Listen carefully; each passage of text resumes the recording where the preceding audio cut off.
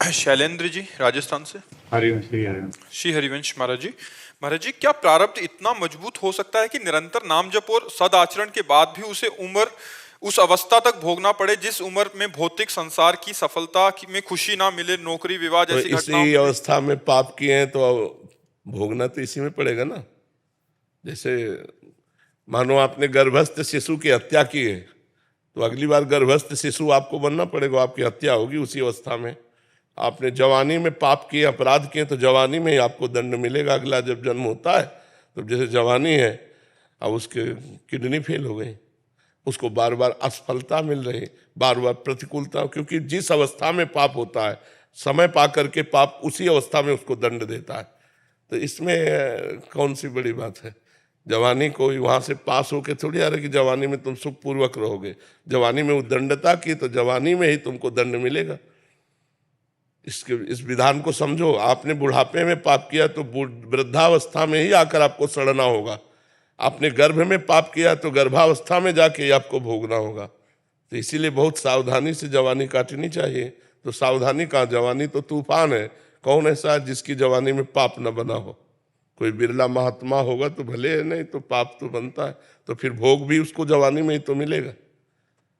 उन्नति में बाधा पहुंचाना ही तो प्रारब्ध का काम है।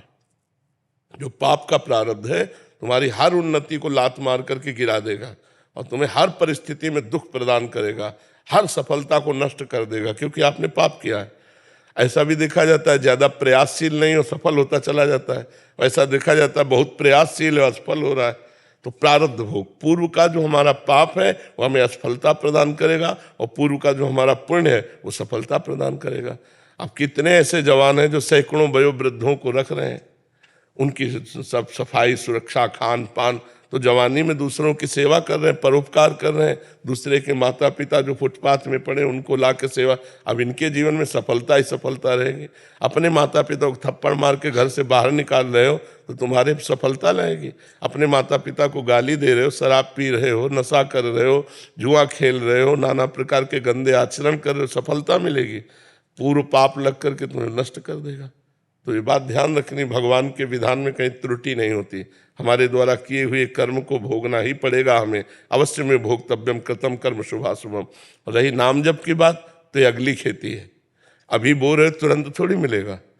अभी आप एक मन अन्न खेती में डालते हैं और जब 6 महीना इंतजार करते हैं उसकी सिंचाई गुड़ाई सब, तब 40 मन गेहूँ पैदा होता है उसमें, 1 मन से 40 मन। तो आज जो आप खेती कर रहे हो वो आगे मिलेगी, जो पीछे की अभी भोगो। अभी चाहे देखो, देखा जाता है कि पाप कर रहा है वो बड़ी उन्नति को प्राप्त हो रहा है, और पुण्य कर रहा है धर्म से चल रहा है लेकिन अवनति को प्राप्त हो रहा है, क्योंकि इस समय उसने जो पुण्य किए हैं वो उसको आगे मिलेंगे।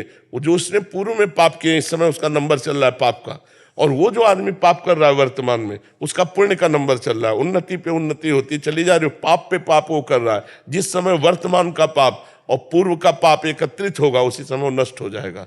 और तुम्हारा जिस समय वर्तमान का पुण्य और पूर्व का पुण्य एकत्रित होगा उसी समय तुम प्रकाशित हो जाओगे। तो परमार्थिक है, अध्यात्म है, इसको धैर्यपूर्वक समझो। नाम जप करो, गलत आचरण भूल कर ना होने पावे तो तुम्हारा जीवन मंगल में हो जाएगा। प्रारब्ध कब तक गिराएगा, कितना होगा आखिरकार। भगवान नाम हमारे पास है, धर्म आचरण करते हैं, परोपकार करते हैं। इसीलिए हम कहते हैं परोपकार करो।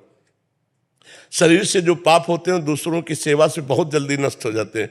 जैसे कोई बूढ़े हैं, कोई बीमार हैं, भले किसी और के माता पिता हैं, हमें 1 घंटा सेवा का अवसर मिले तो उनके कपड़े धो दिए, उनको खवा दिया, पिला दिया, बैठा, बड़ा मंगल हो जाएगा। कितने ऐसे वयोवृद्ध फुटपाथ में बैठे रहते हैं जिनको घरों से निकाल दिया गया है, जो अर्थ से अव्यवस्थित है, उनकी व्यवस्था कर दें। 1 घंटा जाकर उनको कपड़ा पहनाया, भोजन पहनाया, दवा की बात पूछ ली, इससे बहुत जल्दी पाप नष्ट होते हैं। लेकिन ऐसा करना कौन चाहेगा? दूसरे के शौच कौन साफ करना चाहेगा? अगर साफ कर दो तो तुम्हारा प्रारब्ध साफ हो जाएगा, तुम्हारे बुरे आचरण साफ हो जाएंगे। परोपकार से बढ़कर कोई धर्म नहीं है, परोपकार से बढ़कर कोई तप नहीं है। इसलिए परोपकार कर। आज जीव स्वार्थी होता जा रहा है, परोपकार को भूलता जा रहा है, इसलिए दुर्गति को प्राप्त होता जा रहा है। महीप शरण जी, मुंबई।